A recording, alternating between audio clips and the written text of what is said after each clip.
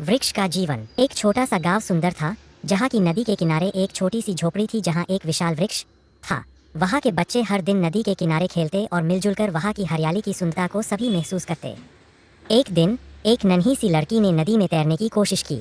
वह नदी की धारा के साथ बह रही थी, लेकिन वह डूबने की बजाय पानी की धारा उसे किनारे की ओर ले जा रही थी। उसकी दृढ़ता और साहस ने उसे किनारे तक पहुंचा दिया। वहाँ उसने एक बड़ा वृक्ष देखा जो नदी के किनारे खड़ा था। ऐसा लग रहा था वह वृक्ष उसे एक महत्वपूर्ण सीख देने वाला था।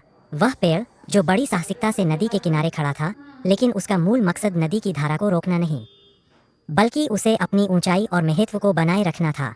वृक्ष की ऊंचाई एक बीज से बड़े वृक्ष तक के सफर के संघर्ष की कहानी बता रही थी। वह लड़की विचार में डूबी हुई थी, लेकिन वृक्ष ने उसे समझाया कि जिंदगी की हर मुश्किल से निपटने के लिए साहस, संघर्ष और स्थिरता की होती है। लड़की को हैरानी हुई, ये वृक्ष बोलता भी है। वृक्ष ने कहा, हाँ मैं तुम्हें सुन सकता हूँ। तभी वृक्ष ने अपने बीज से वृक्ष तक होने के सफर का महत्व समझाया। लड़की ने वृक्ष से अपने सपनों और लक्ष्यों के बारे में बताया कि मैं जीवन में कुछ बनना चाहती हूँ, सफलता की ऊंचाई को छूना चाहती हूँ। वृक्ष ने उसे समझाया कि सपनों को पूरा करने के लिए उसे सही दिशा में समर्पितता और संघर्ष की आवश्यकता है। लड़की ने वृक्ष से सीखा कि जीवन में कोई भी मार्ग सरल नहीं होता, लेकिन निरंतर प्रयास करते रहने से हर मुश्किल को आसान बनाया जा सकता है। वो लड़की बड़ी होकर दुनिया की एक सबसे अच्छी तैराक बनना चाहती थी।